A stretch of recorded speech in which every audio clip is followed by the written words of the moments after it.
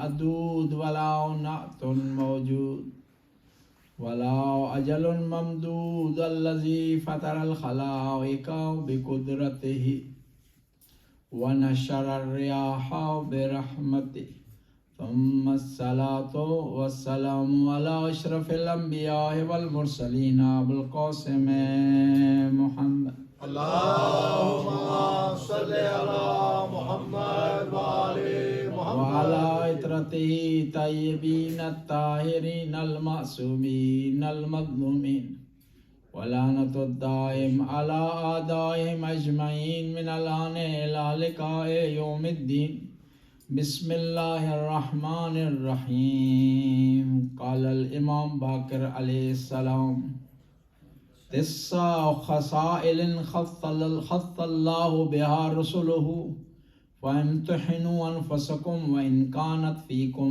فاحمدوا الله صلوات پڑھنا اللهم صل على محمد وآل محمد. امام باقر علیہ السلام ارشاد فرماتے ہیں اور یہ روایت نقل کی ہے امام جعفر صادق نے اپنے والد گرامی سے امام باقر علیہ السلام سے.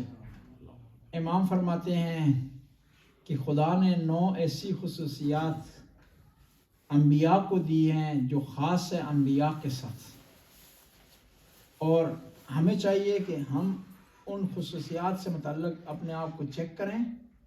اگر وہ ہم میں ہیں تو خدا کا شکر ادا کریں، اور اگر نہیں ہے تو خدا سے دعا کریں کہ وہ خصوصیات ہمیں عطا کریں. خداوند تعالیٰ نے طرح طرح کی بے شمار مخلوقات خلق کی. حیوانات اس میں شامل ہیں، جمادات اس میں شامل ہیں، نباتات اس میں شامل ہیں، اور ان تمام مخلوقوں میں جو سب سے اعلیٰ درجے کی مخلوق ہیں 3 ہیں. ملائکہ ہیں، جن ہیں اور انسان. اور ان تینوں میں کچھ چیزیں مشترک ہیں اور کچھ چیزیں ان کو ہر ایک کو دوسرے سے جدا کرتی ہیں. ملائکہ کا بہت بڑا مقام ہے، بہت بڑا مرتبہ ہے، بہت بڑا درجہ ہے، لیکن انسان سے بڑھ کر نہیں ہے. ملک انسان سے زیادہ عظمت حاصل نہیں کرتا. ملک فرشتہ ہونے کے باوجود اشرف المخلوقات نہیں. اشرف المخلوقات ہونے کا ٹائٹل صرف انسان کو ملا. فرشتوں میں بڑے کمالات ہیں اور ان کی تعداد بھی بہت زیادہ ہے، اور ہر کی اپنی ڈیوٹی لگی ہوئی ہے، اور ہمارے لیے ضروری ہے کہ ہم ان پر ایمان لائیں. کوئی آدمی فرشتوں کا انکار کرتا ہے، نہیں مانتا، تو اسلام سے خارج ہے. لیکن فرشتوں کا ایک اپنا ایک جہان ہے، ایک اپنی ایک مخلوق ہے، اور یہ بھی اس حوالے سے فرشتے سینئر ہیں ہم سے. کیوں؟ ہماری خلقت بعد میں ہوئی ہے، فرشتوں کی خلقت پہلے. اور انسان کے آنے سے پہلے فرشتہ اپنے اوپر ناز کرتا تھا. حتیٰ انسان کے آنے پر فرشتے نے اعتراض کیا کہ میں سب سے بہتر ہوں، صحیح بات، میں سارے کام انجام دے رہا ہوں، اطاعت کر رہا ہوں، بندگی کر رہا ہوں، عبادت کر رہا ہوں، اے خدایا اب تجھے کیا ضرورت ہے کہ نئی مخلوق خلق کرے؟ اور نہ فقط مخلوق خدا نے خلق کی نہیں، بلکہ فرشتوں کو حکم دیا کہ سامنے جھک جائیں. اب آپ سے سوال پوچھتا ہوں کہ انسان گناہ کرتے ہیں نہیں کرتے؟ کرتے ہیں. یہ کرتے ہیں. فرشتے کرتے ہیں نہیں کرتے؟ یہ کیسے ہو گیا کہ جو گناہ نہیں کرتا اس کو حکم دیا جھک جائے اس کے سامنے جو گناہ کر رہا ہے؟ سوال پیدا ہوتا ہے نا جی. ایک آدمی اچھی ڈیوٹی دے رہا ہے، اچھا کام کر رہا ہے، اور دوسرا آدمی کبھی اچھا کام کرتا ہے کبھی نہیں کرتا. اب مالک کہے، شیف کہے اس کو جو اچھا کام کرتا ہے تم اس کے سامنے جھک جا، وہ اعتراض ہے نا. جواب آئے گا کہ یہ ہر ایرا خیرا نتھو خیرا انسان کے سامنے نہیں جھکا ہے، کیونکہ آدم کی جبین میں کچھ خاص انسانوں کے نور تھا. اس نور کی وجہ سے فرشتوں کو کہا کہ حکم دیا کہ جھک جاؤ، ورنہ فرعون کی وجہ سے نہیں کہا. یزید کی وجہ سے نہیں کہا، ابو لہب کی وجہ سے نہیں، انسان تو وہ بھی انسان ہے، لیکن کیا ہے معیار کس کو قرار دیا؟ اس انسان کو قرار دیا جو اعلیٰ انسان ہے۔ بے شک فرشتوں نے اعتراض کیا کہ خدا تو اسے کیوں خلق کر رہا ہے؟ یہ فساد کرے گا، غیبت کرے گا، تہمت لگائے گا، ایک دوسرے پر لیے جاسوس چھوڑے گا۔ یہ صلوات پڑھنا بس۔ اللہم صلی علی محمد وعلی یہاں کی خبریں وہاں لے جائے گا، اس کو کیوں تو بنا رہا ہے؟ یہ تو خدا نے کہا کہ میں اس کا جواب تمہیں دوں گا بعد میں۔ بعض کو ہوتا ہے نا کہ جواب بعض کا پریکٹیکل دیا جاتا ہے، زبانی جواب انسان نہیں سمجھتا، تو کب جواب دیا؟ جب مولا علیہ السلام پیغمبر کے بستر پر لیٹے ماشاءاللہ۔ کہا فرشتوں تم میں سے کوئی ہے واہ واہ واہ واہ جو اپنے آپ کو اپنے بھائی کے لیے قربان کر دے؟ کہا نہیں، ایسا نہیں کر سکتے۔ کہا یہ تمہارا جواب ہے، تم اعتراض کر رہے تھے، فساد کرے گا، یہ جھگڑا پھیلائے گا، یہ نافرمانی کرے گا، ہم اطاعت کرنے والے ہیں۔ کہا تم میں کوئی ہے جو اتنی اطاعت رکھتا ہو کیا بات ہے کہ اپنے آپ کو خطرے میں ڈال کر کے اپنے بھائی کی جان کو بچا؟ نعرہ حیدری۔ کہا کوئی نہیں۔ کوئی نہیں۔ پھر کہا کہ دوبارہ جواب چاہیے تو کربلا میں آ جاؤ۔ تم میں سے کوئی ہے جو اپنا گھرانہ لٹا دے، اپنی فیملی کو قربان کر دے، علی اکبر کی جوانی لٹا دے، ننھے علی اصغر کو میدان میں لے آئے؟ کہا نہیں ہے۔ کہا یہ تمہارا جواب ہے، تم کہہ رہے تھے کہ انسان کو کیوں خلق کر رہا ہے، یہ اطاعت نہیں کرے گا، کیا تم اس قسم کی اطاعت کر سکتے ہو؟ نہیں۔ بس خدا نے 3 مخلوق کو بڑا مقام دیا، اور یہ تمام فرشتے ان کے 4 سردار ہیں۔ 4 فرشتے مین ہیں، 4 فرشتے مین ہیں۔ کون ہے جی؟ جبرائیل، میکائیل، ایک کا نام نہیں، ڈر رہے ہیں آپ، نام نہیں لے رہے، اسرائیل۔ کچھ نہیں کہتا، وہ خدا کے حکم کا مامور ہے جی۔ اسرائیل اور اسرافیل، ان کی 4 کی ڈیوٹی ہے اپنی مختلف، اور تمام فرشتوں کے سردار ہیں۔ ٹوٹل کتنے؟ فرشتوں کی تعداد کا نہیں پتہ، یہ تمام فرشتوں کے سردار ہیں۔ اب عام فرشتہ نہیں کہہ سکتا کہ میں جو ہے وہ اسرافیل کے برابر ہوں، اسرافیل نہیں کہہ سکتا کہ میں اسرائیل کے برابر ہوں، اسرائیل نہیں کہہ سکتا میں میکائیل کے برابر ہوں، میکائیل نہیں کہہ سکتا کہ میں ہم پلا ہوں جبرائیل کا۔ یعنی کوئی فرشتہ یہ دعویٰ نہیں کر سکتا کہ میں جبرائیل کے برابر ہوں، اور اس مقام پر فائز ہے جبرائیل۔ اور جب یہ جبرائیل آتے ہیں امام علی کے دروازے پر تو سائل بن کر آتے ہیں، واہ واہ کیا بات ہے، بہت اچھا۔ مانگنے والا بن کر آتے ہیں، غریب بن کر آتے ہیں، مسکین بن کر آتے ہیں، درزی بن کر آتے ہیں۔ کیا بات ہے، بے شک۔ اب آپ کو پتہ چلا کہ انسان کیوں افضل ہے، کیوں فرشتے سے بالا تر ہے؟ اس لیے فرشتے سے بالا تر ہے کہ وہ کام جو فرشتہ نہ کر سکا وہ کامل انسان نے کیا، اور ہر انسان فرشتے سے افضل نہیں ہے۔ وہ کون سا انسان فرشتے سے افضل ہے؟ کامل انسان۔ یہاں پر ایک سوال پیدا ہوتا ہے، خدا نے انسان کو خلق کیوں کیا ہے؟ مجھ کو، آپ کو، موسی صاحب کو، خان صاحب کو، دوسرے صاحبان کو کیوں خلق کیا خدا نے؟ آپ سے سوال یہ ہے کہ خدا کے کام حکمت پر مبنی ہے یا نہیں؟ حکمت پر مبنی ہے نا؟ کوئی کام بھی حکمت کے بغیر پھر ہو سکتا ہے کہ آپ کو اور مجھے اور تمام انسانوں کو خدا خلق کرے اور اس میں حکمت نہ ہوگی؟ اب ہم نے ڈھونڈنی ہے وہ حکمت کون سی ہے، اور جب حکمت کا علم ہو جائے گا پھر ہمارے لیے ضروری ہے کہ اس پر حکمت پر چلنے کی کوشش کریں، جس مقصد کے لیے خدا نے ہمیں خلق کیا اس مقصد کو پورا کریں۔ اگر نہیں کر رہے تو کامیاب نہیں ہیں۔ آپ یہاں تشریف فرما ہے سارے جی، ٹھیک ہے؟ بغیر مقصد کے ہیں، مقصد لے کر آئے، یہ ہدف لے کر آیا نہیں جی؟ ہدف کیا ہے؟ عبادت کرنے کی، یہاں سے نیکیاں اکٹھی کرنے کی، اچھائیاں اکٹھی کرنے کے لیے، ثواب سمیٹنے کے لیے۔ لیکن جب باہر یہاں سے نکلے کسی کی غیبت کر رہے ہوں تو آپ کامیاب ہیں؟ کامیاب نہیں. یہاں باہر کسی نکل رہے ہیں جھگڑ رہے ہیں تو کامیاب نہیں. کسی سے متعلق بری نیت رکھ رہے ہیں تو کامیاب نہیں ہے. کسی کو بغیر دلیل کے کرٹیسائز کر رہے ہیں تو کامیاب نہیں ہے. یہاں آئے چیک کرنے کے لیے کون کون آیا ہے تو کامیاب نہیں ہے. یہاں اس لیے آئے ہیں کہ یہاں چیک کریں, جا کر کسی اور کو رپورٹ دیں کہ کیا ہو رہا ہے انجمن میں تو کامیاب نہیں ہے. گھاٹے کا سودا ہے, گھاٹے کا سودا ہے. کامیاب تب ہے کہ جس مقصد کے لیے آئے ہیں اس کو سمیٹ کر لے جائے. جب یہاں آپ 1 گھنٹے کے لیے بغیر مقصد کے نہیں آتے تو کیا دنیا میں بغیر مقصد کے آگے؟ کیا بات ہے, دنیا میں بغیر کسی مقصد کے نہیں ہو سکتا. نہیں ہو سکتا. اب ہم نے ڈھونڈنے اس دنیا میں آنے کا مقصد کیا ہے.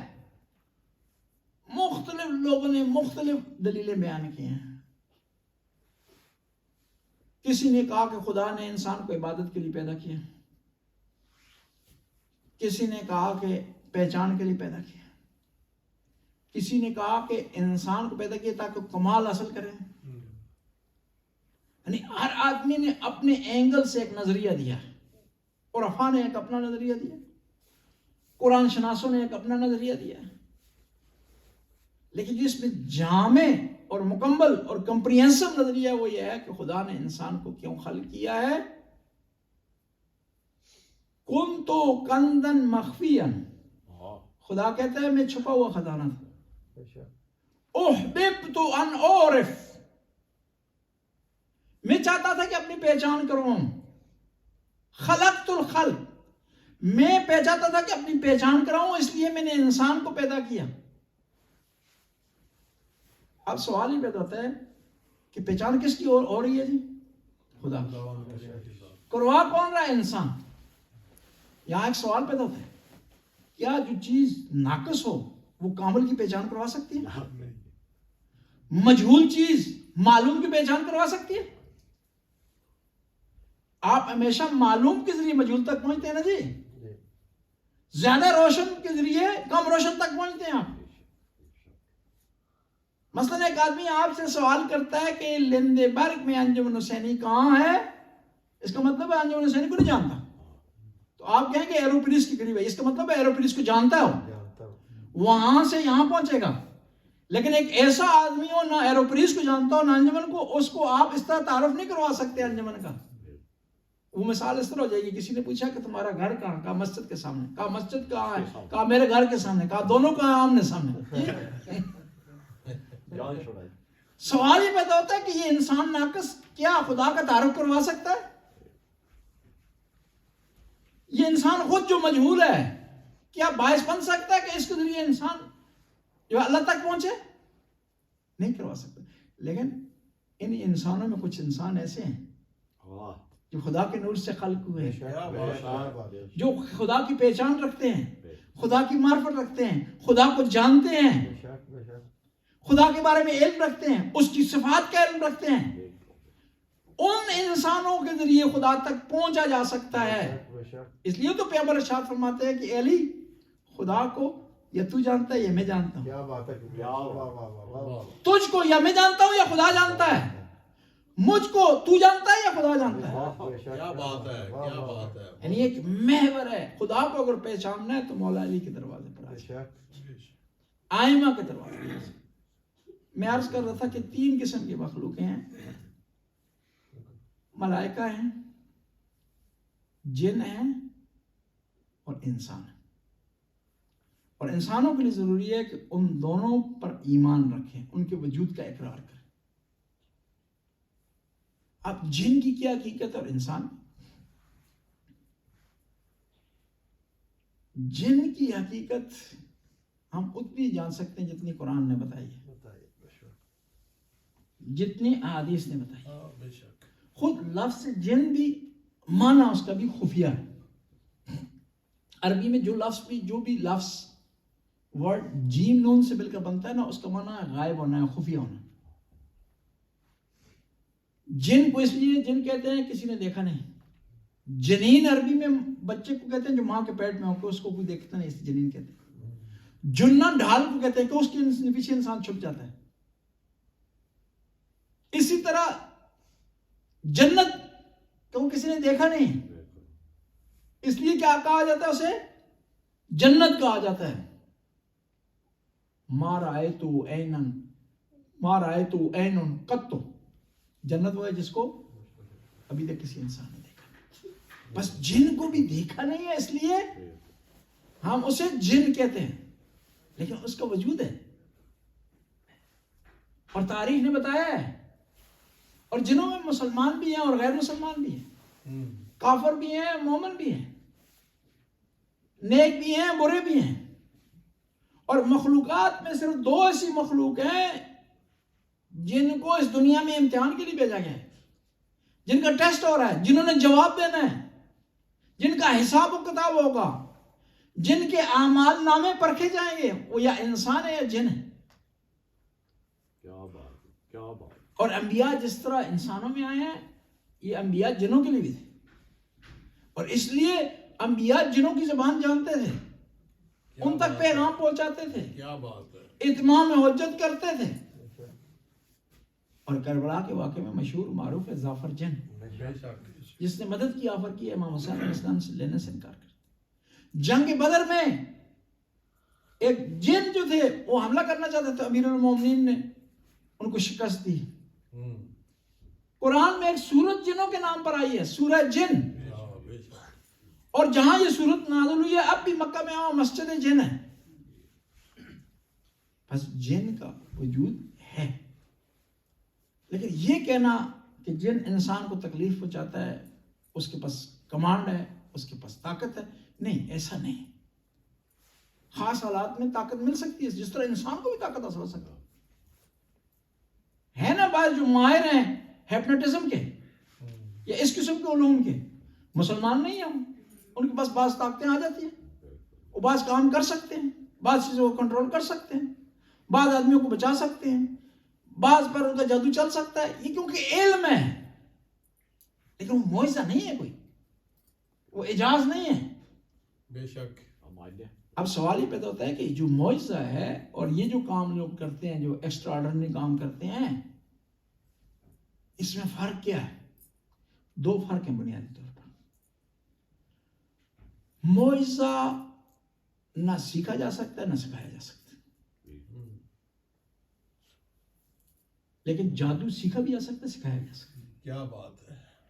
معجزے کا توڑ نہیں پیش کیا جا سکتا، جادو کا توڑ بھی ہے. بس خلاصہ یہ ہوا کہ معجزے کو نہ سیکھا جا سکتا ہے نہ سکھایا جا سکتا، لیکن استاد محمد مصطفیٰ اور علی شاگرد ہو تو سیکھا بھی جا سکتا ہے، سکھایا جا سکتا. کیا بات ہے. پیغمبر کی بارگاہ میں تشریف فرمائے مولا علی علیہ السلام، اور تشریف فرمائے بیٹھے ہوئے ہیں. پیغمبر نے سر رکھا ہے زانوں پر اور آپ کو نیند آ گئی. اور جو پیغمبر ہوتے ہیں یا آئمہ، ان کی نیند ہماری نیند کی طرح نہیں ہوتی، ان کی خواب ہماری خوابوں کی طرح نہیں ہوتی. بے شک. وہ نیند بھی خدا کے حکم سے ہوتی ہے، وہ خواب بھی خدا کے حکم سے ہوتی ہے. اس خواب میں جو دکھائی دیتا ہے وہ بھی وہی ہوتی ہے ایک قسم کی. اب پیغمبر کی آنکھ لگ گئی، مولا علیہ السلام کے وقت نماز گزر گیا. جب پیغمبر کی آنکھ کھلی تو علی علیہ السلام نے رونا شروع کر دیا. کہا علی کیوں رو رہے ہیں؟ کہا یا رسول اللہ، آپ کی اطاعت میں تھا، میری نماز گزر گئی، قضا ہو گئی.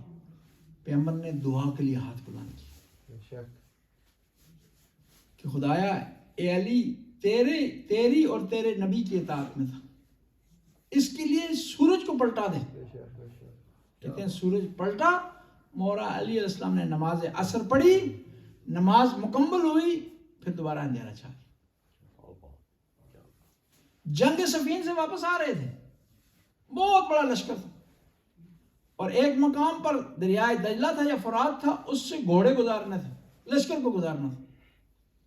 اور اس گزارنے کے دوران کیونکہ وقفہ وہاں نہیں کیا جا سکتا تھا، نماز کا ٹائم گزر گیا، تو وہاں پر مولا نے ہاتھ اٹھائے کہ خدایا میں تیری اطاعت میں تھا، جس کی وجہ سے میری نماز کا وقت ہو گیا. کہتے ہیں وہاں بھی سورج پلٹ آیا اور پورے لشکر نے دوبارہ نماز پڑھی.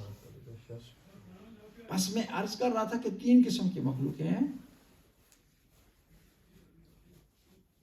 کیا ملائکہ ہیں، فرشتے ہیں، انسان ہیں اور جن.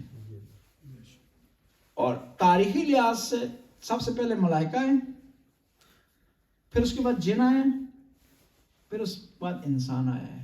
اور سب سے پہلا انسان کون سا تھا؟ حضرت آدم تھا. اور پہلا انسان نبی بنا ہے، پہلا انسان رسول بنا ہے، پہلا انسان خدا کا نمائندہ بنا ہے. یعنی نمائندے کو پہلے بھیجا ہے، مخلوق کو بعد میں بھیجا ہے، تاکہ کوئی آدمی یہ نہ کہے کہ میری ہدایت کا انتظام نہیں ہوا. کوئی یہ نہ کہے کہ میں تو ہدایت حاصل کرنا چاہتا تھا لیکن نمائندہ نہیں تھا، نبی نہیں تھا، رسول نہیں تھا. اور یہاں پر یہ بھی بتانا چاہوں کہ نبی اور رسول میں فرق کیا ہے. 1,24,000 نبی ہیں، ان میں سے 313 رسول ہیں. بے شک نبی جو ہے خدا سے پیغام لیتا ہے لیکن مامور نہیں ہے کہ آگے پیغام کو پہنچائے. لیکن رسول وہ ہوتا ہے خدا سے پیغام لیتا ہے، اس کی ڈیوٹی ہوتی ہے پیغام کو آگے پہنچائے. 1,24,000 نبی ہیں، ان میں سے 313 رسول ہیں، ان میں سے 5 اولی العزم ہیں. 5 اولی العزم میں 4 جو ہے صاحب کتاب ہیں. اور یہ جو 1,24,000 پیغمبر ہے نا، وہ نہیں کہہ سکتے کہ ہم رسول کے برابر ہیں، کیا بات. اور رسول نہیں کہہ سکتے کہ ہم اولی العزم کے برابر ہیں. اولی العزم سارے یہ دعویٰ نہیں کر سکتے کہ محمد ہم جیسا ہے یا ہم محمد جیسے ہیں. جب اولی العزم یہ دعویٰ نہیں کر سکتے تو ایک عام امتی کی کیا مجال کہ وہ دعویٰ کرے کہ نبی مجھ جیسا ہے یا میں نبی جیسا ہوں. نبی جیسا کوئی نہیں ہے. نبی جیسی ایک ہستی ہے جس کے بارے میں ارشاد فرمایا انا والی من نور واحد، میں اور علی ایک نور سے، کوئی اور بے نہیں. شک بے شک. بس خدا نے انسانوں کو، فرشتوں کو خالق کیا، جنوں کو خالق کیا اور انسانوں کو خالق کیا. اور انسانوں کی خلقت کے بعد رسول بھیجنے شروع کیے. اس سے پہلے جنوں کے پاس رسول نہیں تھے، ان کو الہی پیغام نہیں تھا، ان کے لیے تکلیف نہیں تھی، ان کی ڈیوٹی نہیں تھی، ان کی ذمہ داری نہیں تھی. اب جو خدا نے جو رسول بھیجے ہیں، یہ کس بنیاد پر کسی کا انتخاب ہوا ہے کہ یہ رسول بن جائے؟ کوئی الیکشن ہوا ہے جی؟ کوئی ووٹنگ ہوئی ہے جی؟ کوئی فوج نے مداخلت کی ہے جی؟ نہیں. رسول خدا نے انتخاب کیا. اور پھر جو رسول کا انتخاب ہوا ہے، یہ انتخاب اختیاری ہے، اجباری نہیں. کوالٹیز کی بنیاد پر ہوا ہے، گرڈز کی بنیاد پر ہوا ہے، خصوصیات کی بنیاد پر ہوا ہے. امام باقر ارشاد فرماتے ہیں کہ خدا نے جو انبیاء کا انتخاب، خدا نے جو انبیاء کا انتخاب کیا ہے وہ خصوصیات کی بنیاد پر کیا، وہ گرڈز کی بنیاد پر کیا، وہ کوالٹی کی بنیاد پر کیا ہے. اور خدا نے یہ خصوصیات کی بنیاد پر جو انتخاب کیا ہے نا انبیاء کا، یہ ہمارے لیے درس چھوڑا ہے. وہ خصوصیات مکمل طور پر جس طرح انبیاء میں یا رسولوں میں اس طرح ہو نہیں سکتی، لیکن تم کوشش کرو، اس کی طرف اسٹرگل کرو، اس کی طرف آگے جانے کی کوشش کرو. ہم علی علیہ السلام جیسے سخی نہیں ہو سکتے، لیکن اس کا مطلب یہ نہیں ہے کہ ہم سخاوت کو چھوڑ دیں. ہم علی علیہ السلام کی طرح شجاع نہیں ہو سکتے، لیکن اس کا مطلب یہ نہیں ہے کہ شجاعت کو چھوڑ دیں. ہم اخلاق کو اس منزل پر فائز نہیں ہو سکتے جس پر آئمہ عطا رہے ہیں، لیکن کوشش تو کر سکتے ہیں.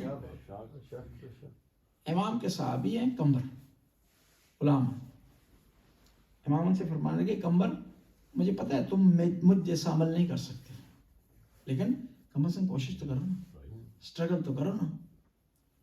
اور انسان کو کوشش پر اور نیت پر اجر ملے گا.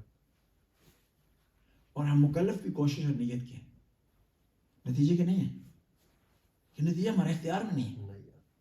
ہم نے رات کو موبائل الارم پر لگایا کہ نماز کے لیے جاگیں گے، کوشش بھی کی ہے لیکن کسی وجہ سے جاگ نہیں سکے، اجر ہمیں ملے گا. لیکن وہ آدمی اس کو اجر بھی نہیں ملے گا جس نے پرواہ نہیں کی، بلکہ اس نے کیا کر دیا، بیوی کو کہہ دیا مجھے نہیں جگانا. وہ ایک کسی امام بارگاہ میں ذاکر آ گیا محرم پڑھنے کے لیے، تو وہ جوتی اندر رکھا کرتا تھا کمرے میں کہ جوتی باہر دیکھ کے کوئی بھول کر نماز کے لیے اسے جگا نہ دے. جی اچھا یہ گواہ اکٹھے کر رہا اپنے خلاف، یعنی کوئی گواہی بھی نہیں دے گا قیامت کے دن اس کی نماز پڑھی ہے. اور خدا کتنا کریم ہے، گواہی کی بنیاد پر بعض پر معاف کر دے. خدا کو پتا ہوگا اس نے نماز نہیں پڑھی، لیکن مومن نے آ کر گواہی دی دی ہے کہ میں نے دیکھا نماز پڑھی ہے، اس مومن کی وجہ سے معاف کر دی. چلو یہ نمازی ہے، گواہی دے رہا ہے، معاف ہو گیا. حضرت موسیٰ علیہ السلام کے زمانے میں خدا کی طرف سے حکم آیا کہ موسیٰ فلاں آدمی فوت ہو گیا ہے، اب اس کے جنازے میں شرکت نہ کریں، اس کے جنازے میں شرکت نہ کریں. موسیٰ علیہ السلام نے شرکت نہیں کی، دوسری عوام چلی گئی. لیکن موسیٰ علیہ السلام کتنے نیک تھے کہ خود نہیں کیے، لوگوں کو منع نہیں کیا. تو اس کی قسمت ہے کہ جاتے نہ جائیں. لوگ چلے گئے، ہم تو ہوتے ہیں خود نہ جائیں نا تو 4 دوسروں کو بھی فون کرتے ہیں نہ جاؤ جی، ہم پروگرام میں نہیں جا رہے، مجلس میں آپ بھی نہ جائیں جی، ہم فلاں میٹنگ میں نہیں جا رہے تم بھی نہ جاؤ جی. اور بعض کا عجیب ہوتا ہے، جو منع کرنا ہو تو خود آ جاتا ہے، جس کو منع کیا وہ نہیں آتا. ہوتا ہے نہیں ایسے بس. یعنی کیا کیا اس نے، یہ خود تو آ گیا ہے لیکن کسی کو منع کرنے کی وجہ سے اسے گناہ مل جائے گا. اور ہمیشہ کوشش کریں کسی کو نیک کام سے منع نہ کریں. بے شک بعض کا ہم دیکھتے ہیں نا، کوئی آدمی غریب کی مدد کر رہا ہوتا ہے، یہ خود تو کر نہیں رہا، اس کو منع کر رہا ہے. نہیں، خود اگر نہیں کر سکتے، کوئی نیکی کر رہا ہے تو منع نہ کریں اس کو. اور ایک اور چیز یاد رکھیں نا، جب آپ سے کوئی آدمی پیسے مانگ رہا ہے تو آپ جو ہے اس میں نہ کریں اسے. اگر واضح طور پر فراڈی ہے تو الگ بات ہے جی، لیکن یہ زیادہ تحقیق کرنا، پوچھنا شروع کر دینا مستحق ہے یا نہیں ہے، کیا ہے. وہ ہمارے ایک بھائی ہیں کہ انہوں نے غریب کی مدد کی نا، 500 روپے نکال کے دے. میں نے کہا کہ تحقیق کیوں نہیں کی آپ نے؟ کہا میں 1000 اور لگا دوں تحقیق کرنے میں جی. تو ہم واقعہ بیان کر رہا تھا حضرت موسیٰ علیہ السلام کو خدا کی طرف سے آرڈر آیا کہ اس کے جنازے میں شرکت نہ کریں. موسیٰ علیہ السلام نہیں گئے. دوسرے دن حکم آ گیا کہ جائیں اس کی قبر پر فاتحہ پڑھیں، قبر پر فاتحہ پڑھیں. تو وہ پریشان ہو گئے کہ خدایا کیا ماجرا ہے، آپ نے آرڈر دیا ہے کہ میں جنازے میں شرکت کروں، ابھی قبر پر جانے کا حکم. کہا نہیں، وہ گناہگار تھا، خطا کار تھا، اس لیے منع ہوئے تھے آپ، لیکن میری مخلوق نے آ کر گواہی دے دی، جنازے میں شرکت کی ہے، گواہی دے دی ہے کہ خدایا لا نعلم منہ الا خیرا، ہم اس سے صرف نیکی جانتے ہیں. ہم جنازے کی آخر تکبیر میں پڑھتے ہیں نا کہ خدایا ہم نیکی کے علاوہ اس سے کچھ نہیں جانتے. تو میری مخلوق نے گواہی دے دی ہے، میں نے اپنے علم کو سائڈ پر رکھ دیا ہے، اپنی مخلوق کی بات کو آگے رکھ. کیا بات ہے. یعنی بعض اوقات مومنین کی گواہی آپ کو بچا سکتی ہے، بشرطے کہ مومنین سے رکھ رکھا ہوا نا جی، تعلقات اچھے رکھے ہوں، اخلاق سے پیش آئے ہوں جی، ان سے پیار کیا ہو، ان سے محبت کی ہو، ان سے چاہت کا اظہار کیا ہو، ان کی کسی معاملے میں مدد کی ہو، ان کے لیے آسانی کا سبب بنے ہوں، کئی تہمتیں ان پر نہ لگائی ہوں، الزام ان پر نہ لگائے ہوں، ان کو خواہ مخواہ تنگ نہ کی ہو. بس انسان خدا چاہتا ہے کہ اس کے اندر رسولوں جیسی، انبیاء جیسی خصوصیات ہوں. اور وہ کون سی خصوصیات ہیں انبیاء جیسی، وہ ہمیں چیک کرنا چاہیے ہمارے درمیان. پہلی جو ہے ہم الیقین. امام باقر فرماتے ہیں یقین. اور امام باقر ایک وہ عظیم ہستی ہے کہ جنہوں نے 2 ادوار کو، 2 پیریڈ کو آپس میں ملایا ہے.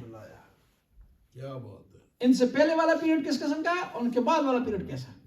یہ دونوں پیریڈوں کے درمیان جنکشن کا کام دیا نا. پہلا پیریڈ کون سا ہے؟ واقعہ کربلا کے بعد سارے مسلمان مرتد ہو گئے تھے، اسلام سے پھر چکے تھے، اہل بیت کا ساتھ چھوڑ چکے تھے، ماں سوائے 4 آدمیوں کے. اس وقت امام باقر ہیں. حدیث کو لکھنا منع ہے، حدیث کو بیان کرنا منع ہے، اہل بیت کا نام رکھنا منع ہے، اہل بیت کی رسپیکٹ کرنا منع ہے. یہ ایک زمانہ ہے جو امام باقر نے دیکھا. اب اس کے بعد زمانہ آ گیا کہ حدیثیں بیان ہو رہی ہیں.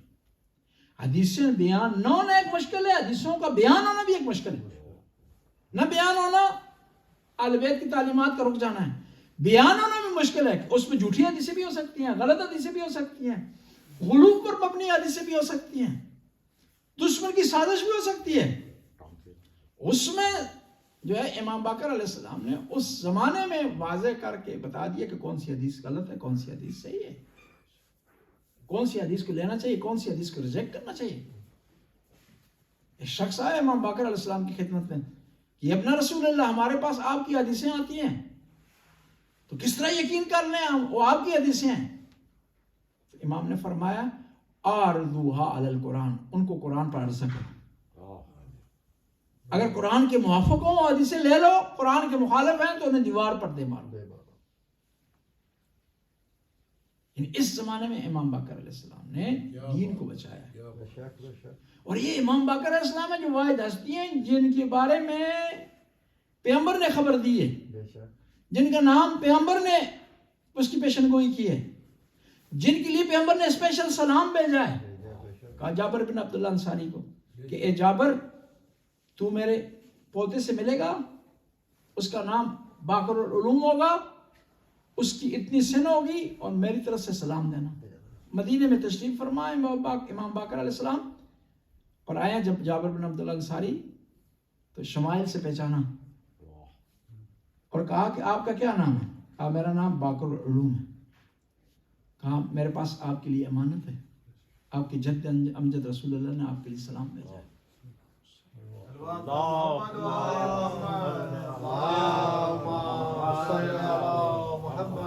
اور امام پر فرض ہوتا ہے کہ دین کی حفاظت کرے. اور امام باقر نے اس وقت کہ جب کوئی اسلام کا نام لینا پسند نہیں کرتا, دین کی حفاظت. آپ شام میں تشریف فرما تھے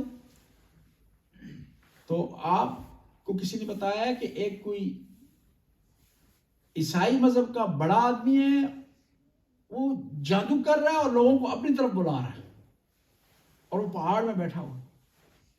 امام باقر خود تشریف فرما ہوئے چلے گئے اس کی طرف, امام جعفر صادق کو ساتھ لے.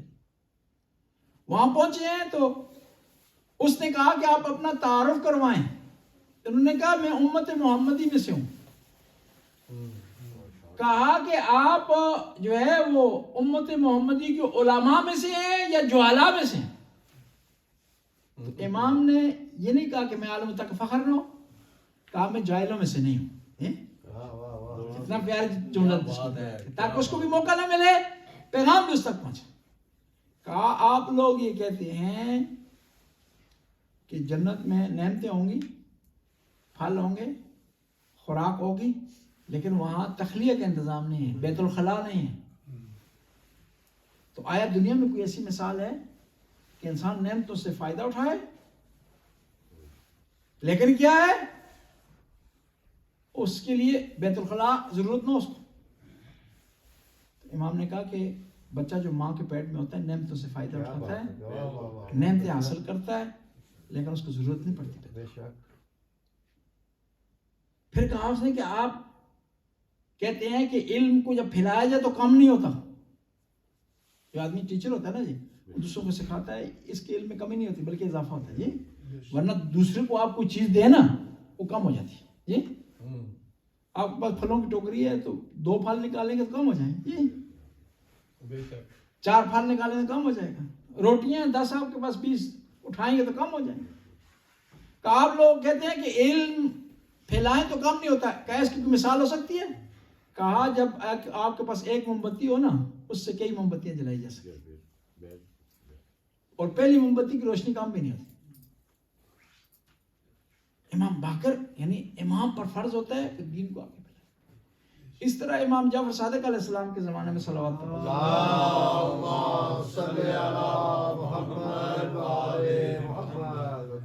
امام جعفر صادق علیہ السلام کے زمانے میں ایک آدمی مشہور ہو گیا کہ لوگوں کو شفا دے رہا ہے. جس طرح بھی ہوتا ہے نا پاکستان میں, کوئی پھونک مار رہا ہے اسپیکر پر, کوئی جو ہے وہ کوئی چالے شاہ, کوئی شلوار پیر سرکار, کوئی ٹوپی سرکار, کوئی, یہ تو مشہور ہو گئے. اس زمانے میں ایسے فراڈ بہت زیادہ تھے. اور امام کا کام ہوتا ہے کہ دین کو بچائے انحراف سے, فراڈ سے, کمی بیشی سے.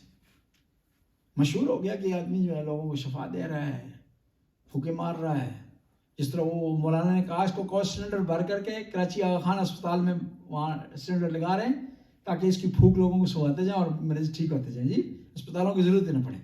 اور وہ پھوک کو بڑی جاندار مارتا ہے جی, وہ اتنی زور کی مارتا اسپیکر ہل جاتا ہے جی.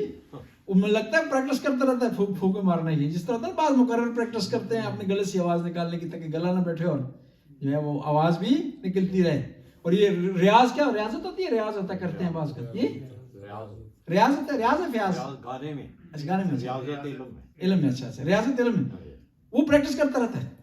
امام کو پتہ چلا کہ ایک آدمی اس طرح کر رہا, امام جا کے اس کی محفل میں بیٹھ کے, کون ہے نا, خاموشی سے چیک کرے کیا کر رہا ہے. کوئی آ رہا ہے, کسی کا ہاتھ پھیر رہا ہے, کسی کو پھونک مار رہا ہے, کسی کے منہ میں تھوک رہا ہے. تھوکتے بھی ہیں پیر لوگ, یہ کہتے ہیں اس سے صحیح شفا ملتی ہے جی, پورا کنورٹ ہو جاتا ہے, پورا وہ کیا ہے برکت, یہ برکت ہوتی ہے, شفا ہوتی ہے, وہ کنورٹ ہو جاتی ہے.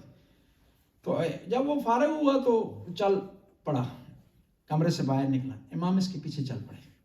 یہ آگے گیا, اس نے کیا کیا, روٹیوں کی دکان, نان بھائی کہتے ہیں, نان بھائی, یہ تندور یا جو ہے یہاں کیا کہتے ہیں اس کو نوش میں, روٹی جی بکری, بیکری کہتے ہیں. وہ بیکری سے اس نے 3 روٹیاں چھپائی, امام اس کے پیچھے چل رہے ہیں, 3 روٹیاں چھپا کر چرائی, اور آگے جا کے اس نے 3 غریبوں میں تقسیم کر دی.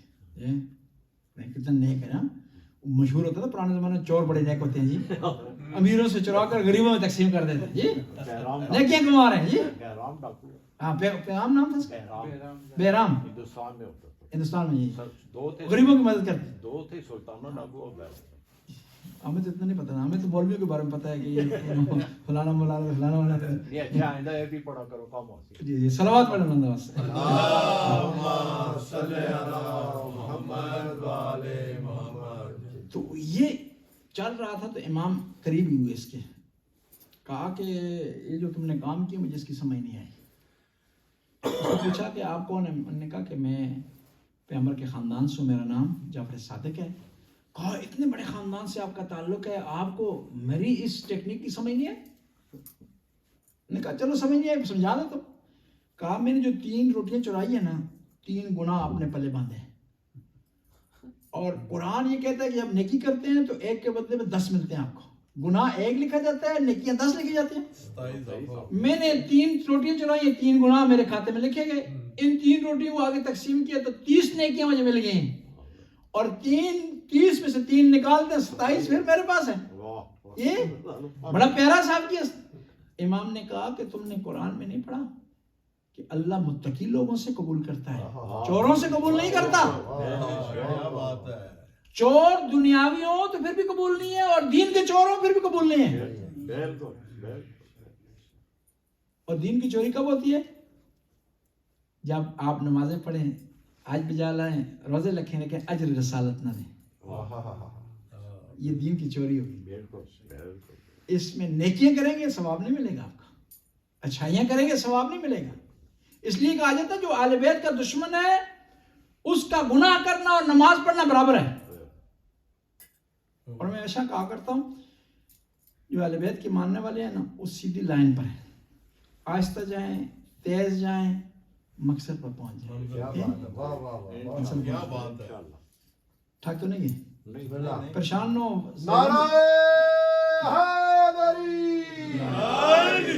راجہ صاحب بھی چلے گئے ہیں اور زیگم بھی چلے گئے, میں اور آپ ہی ہیں جی. وہ گلزار بھی ادھر گیا ہے, دروازے بند کرنے کا بھی مسئلہ نہیں ہے جی. جب تک نہیں تھکیں گے تو ساتھ رہے گا. صلوات پڑھنا بس. پہلی صفت جو انبیاء کی ہے, اور ہمیں چاہیے اس راستے پر چلیں, وہ کیا یقین ہے. یقین اگر آپ میں نہیں ہے نا تو آپ کے سارے اعمال ضائع.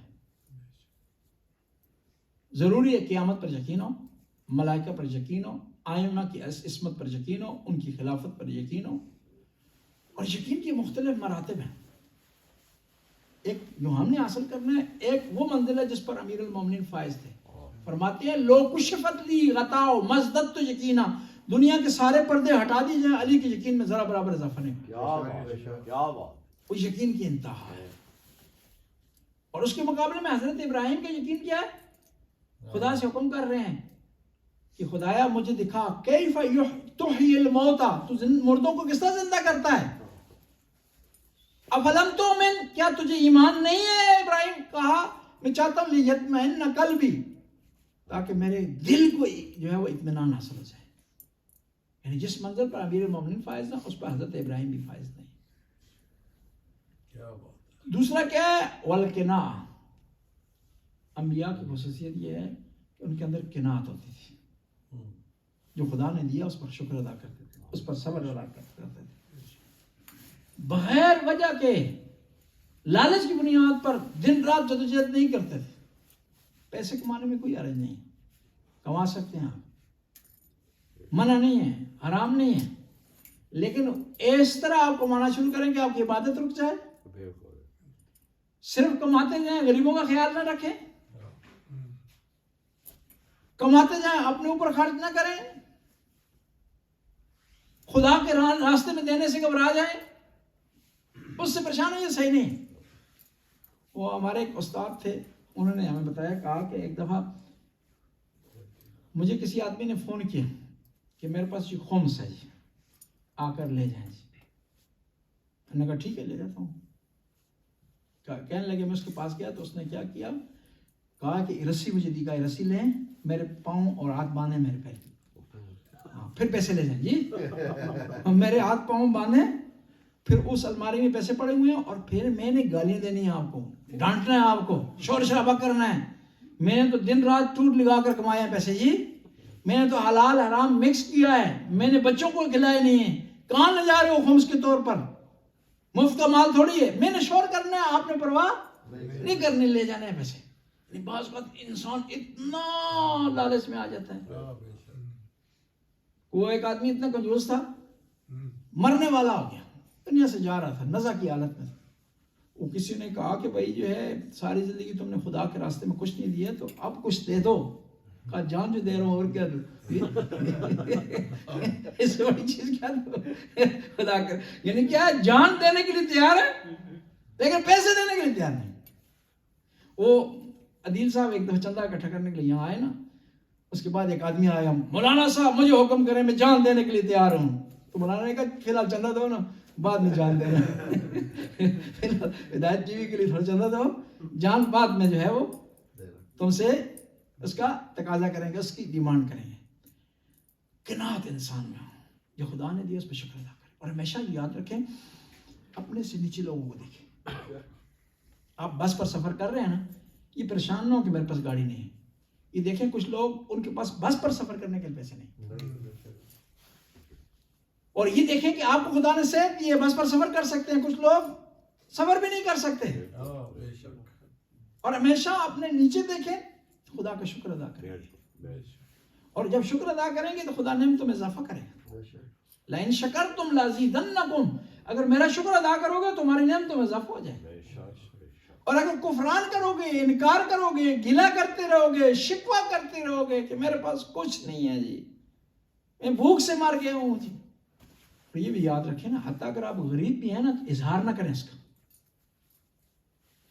لوگوں میں کوشش کریں اپنا وقار برقرار رکھیں، کیوں کوئی آدمی کسی کو پیسے دیتا نہیں ہے، انسان کا مقام گر جاتا ہے۔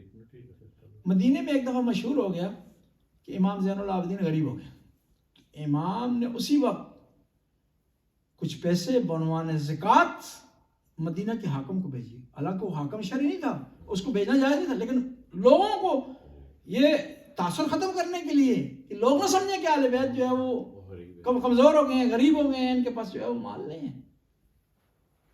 اور بس ضروری نہیں ہے، بعض کو لوگ ہوتے ہیں پیسے ان کے پاس ہوتے ہیں لیکن جان بوجھ کر کے وہ اپنے آپ کو ظاہر کرتے ہیں کہ ہم غریب ہیں، ہمارے پاس کچھ نہیں ہے، یہ اہل بیت کی تعلیمات کے خلاف،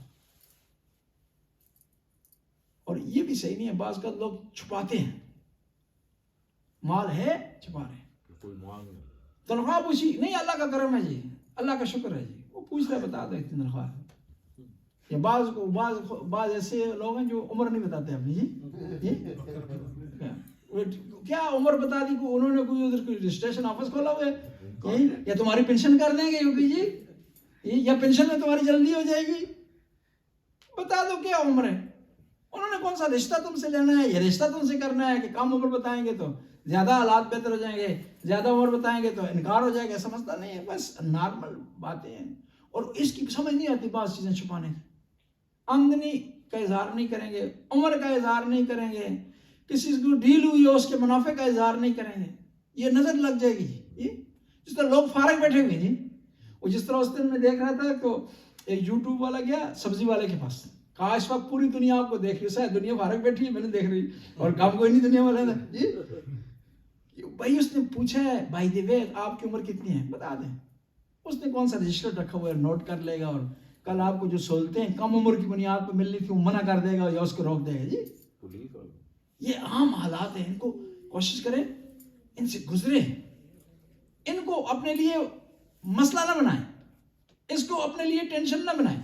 والصبر، اور انبیاء کی خصوصیات میں سے خصوصیت یہ ہے کہ وہ صبر کرتے ہیں، تحمل کرتے ہیں، برداشت کرتے ہیں. ٹائم گزر جاتا ہے، صبر کریں یا نہ کریں. صبر کریں گے آسانی سے گزر جائے گا، صبر نہیں کریں گے تو مشکل سے گزر جائے گا. کہتے ہیں نا جو آدمی گناہ کرتا ہے اس کا ٹائم گزر جاتا ہے، جو نیکی کرتا ہے اس کا ٹائم گزر جاتا ہے. لیکن وقت گزرنے کے بعد جو آدمی نیکی کر رہا ہے وہ پریشان نہیں ہے، پشمان نہیں ہے، گھاٹے کا سودا اس نے نہیں کیا. لیکن جس نے گناہ کیا اس نے گھاٹے کا سودا کیا، وہ پشمان ہے، اس کی برائیوں میں اضافہ ہوا ہے، اس کی زندگی میں فرق آیا ہے، اس کے گناہ لکھے گئے ہیں. والحسن الخلق، انبیاء کی علامتوں میں سے ایک علامت ان کی خصوصیت ہے کہ اچھا اخلاق. ہر آدمی سے کوشش کرے اچھے اخلاق سے پیش کرے، اور اچھا اخلاق بہترین تبلیغ کا ذریعہ ہے. آپ کسی تک پیغام اہل بیت کا پہنچائیں نہ پہنچائیں، یہ اخلاق کے ذریعے پہنچا سکتے ہیں، پیار سے پہنچا سکتے ہیں. اور پیغمبر نے جو لوگوں کے دل جیتے ہیں نا، آج اسلام پوری دنیا کے کونے کونے میں پھیلا ہوا کس کے اخلاق کی بنیاد پر. اہل بیت نے جو لوگوں کے دلوں میں گھر کیا ہے وہ اخلاق کی بنیاد پر. سخت ترین مراحل میں اہل بیت نے اخلاق کو نہیں چھوڑا، ورنہ جنگ میں جو قانون تبدیل ہو جاتے ہیں، اصول تبدیل ہو جاتے ہیں، لیکن جنگ کے دوران بھی اخلاق کو اہل بیت نے نہیں چھوڑا. جنگ میں کون ہے جو دشمن کو پانی پلائے؟ کوئی نہیں پلاتا. اگر پانی ہو تو چھیننے کی کوشش کی جاتی ہے، دشمن کو کمزور کیا جائے یہ. لیکن اہل بیت وہ ہستی ہے کہ جنگ کے میدان جنگ میں اگر دشمن نے کوئی چیز مانگی ہے اس کو دی. جنگ صفین دشمن نے پانی پہ قبضہ کر لیا اور مولا علی کے ماننے والوں کے لیے پانی بند کر دیا لشکر کے لیے. امام علی نے کہا مالک اشتر کو حملہ کریں، ان سے لے لیں. حملہ کیا، لے لیا. اب لشکر پریشان ہو گیا، معاویہ کے پاس گیا، کہا ہمارا کیا بنے گا ابھی، انہوں نے پانی ہم سے لے لی. تو معاویہ نے کہا کہ میں علی کو جانتا ہوں، علی کبھی پانی نہیں مانگتا. دشمن اقرار کر رہا ہے کس کا؟ علی کے اخلاق کا. کون ہے جو اپنے قاتل کو شربت پلائے؟ یہ وہی کر سکتا ہے جس کے اندر سینے میں اخلاق ہے، انسانیت ہے. اس کی قاتل ہے، ظالم ہے، چڑھائی کر کے آیا ہے، ظلم اس نے کیا ہے، لیکن انسان ہے، پانی پینے کا حق ہے اس سے آپ اسے منع نہیں کر سکتے. پھر فرماتے ہیں والسخا، سخاوت انبیاء کی علامت. یہ جو آپ کا مال آپ کے پاس نا، یہ سارا آپ کا نہیں، اس میں آپ کو خدا نے دیے، اس صحت کی بنیاد پہ ملا جو خدا نے آپ کو دیے، اسی خدا نے حق مقرر کر دیے. آپ نے اس میں سے خمس دینا ہے، غریبوں کا حق دینا ہے، محتاجوں کا حق دینا ہے، جو عزیز و اقارب ہیں، کم آمدنی والے ہیں، کمزور ہیں، ان کا آپ نے خیال رکھنا اس میں. اور پھر خدا کتنا کریم ہے، دیتا ہے وہ ہمیں، پھر ہمیں کہتا ہے اس میں سے تھوڑا سا دے. اور اس میں بھی ضروری نہیں ہے کہ آپ سارا کچھ لٹا دیں، میانہ روی، درمیانہ طریقہ کار. ایک شخص امام جعفر صادق علیہ السلام کی خدمت میں حاضر اللہم صلی علی محمد و آل محمد. کہا میں بڑا خوش قسمت ہوں، آج ایک ایسے آدمی کی جنازے میں نے شرکت کی ہے کہ اس نے مرنے سے پہلے اپنا سارا کچھ غریبوں میں بانٹ دیا. امام نے کہا کہ مجھے اگر علم ہوتا تو میں اسے مسلمانوں کے قبرستان میں دفن نہ ہونے دیتا کہ اس نے ظلم کیا ہے. اسلام میں سخاوت اس لیے رکھی تاکہ غربت ختم ہو. یہ کیا ہے کہ بچوں کو غریب کر کے دوسروں کو امیر کر رہا ہو. یعنی خدا کے راستے میں دینے کا ایک حد ہے، اس سے زیادہ آپ نہیں دے سکتے. اس لیے ایک آدمی وصیت کرنا چاہتا ہے تو 1/3 سے زیادہ نافذ نہیں ہے اس کی وصیت. یعنی کسی کو یہ حق حاصل نہیں ہے کہ وہ اپنی پوری وصیت کر دے کہ میرے بعد یہ سارا مال کسی غیر آدمی کو دے دیا، نہیں کر سکتا، صرف 1/3 کی وصیت کر سکتا.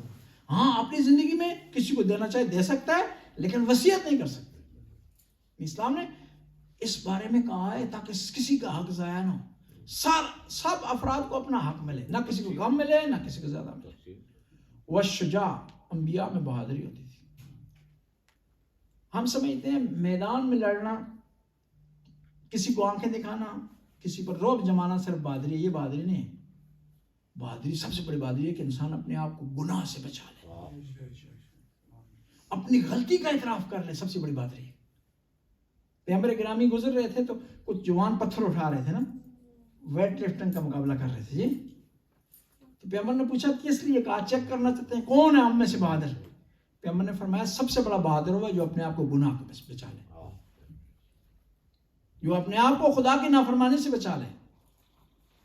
اور آخری التنزہ، انبیاء کی خصوصیت یہ کہ وہ صاف ستھرے رہتے تھے.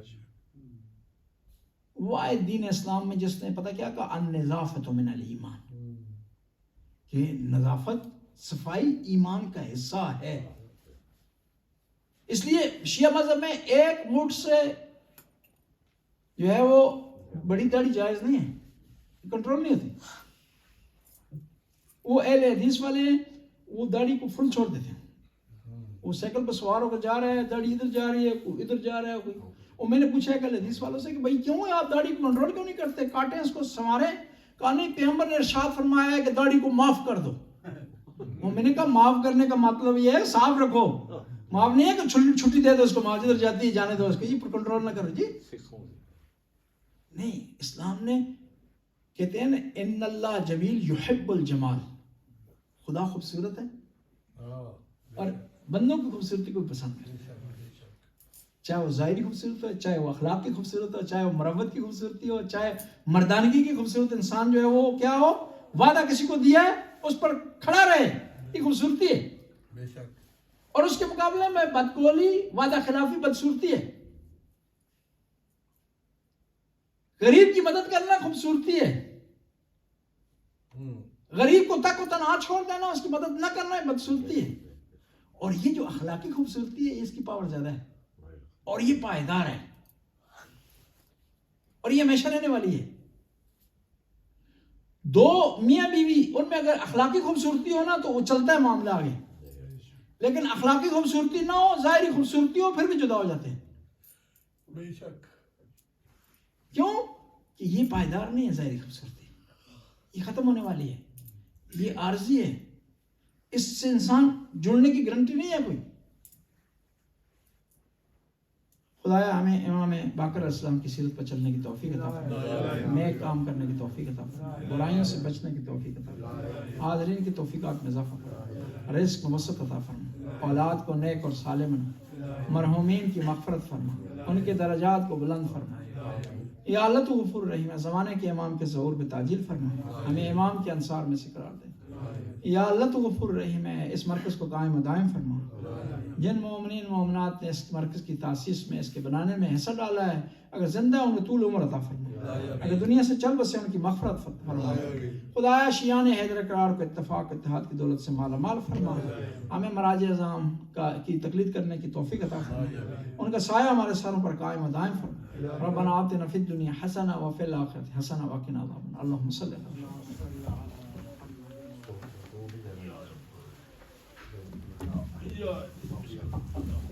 السلام علیکم نبی اللہ، السلام علیکم رسول اللہ، السلام علیکم حبیب اللہ، السلام علیکم حجت اللہ، السلام علیکم باعث الخدا، السلام علیکم خاتم الانبیاء والمرسلین، السلام علیکم.